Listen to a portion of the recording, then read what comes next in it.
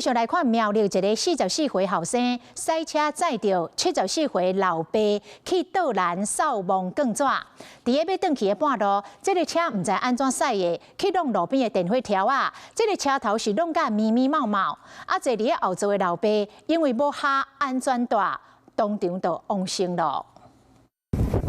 事故现场，白色的小客车直接去弄到边啊电火条啊，因为弄受大力，车头变形。44岁姓张的驾驶虽然胸坎受伤，不过也是有法度家己落车。是讲最后壁74岁老爸因为无下安全带掉伫车底，当场保开。给予颈圈常备板及固定止血包扎。 送往李综合医院救治。落尾姓张的老爸因为伤势伤过严重，又挽救无活，车祸地点伫苗栗。当时是姓张的查甫人驶车，老爸坐伫后壁，两个人去倒篮陪帮要回去厝，经过苗43线，规台车向失控，去弄到边仔电火条啊！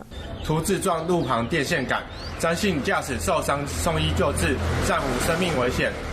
为张姓老翁送医救治后，经宣告不治。警方讲，赛车姓张的查甫人无啉酒，判断讲因为日透早就出门陪帮，驶翻头的时阵爱困无啥精神。呼吁民众若是日透早要出门，就爱困好饱才赛车，避免发生意外。 Hello， 大家好，我是林文。想要抢先掌握最及时的新闻资讯吗？赶快订阅、按赞、开启小铃铛，锁定华视新闻的 YouTube 频道。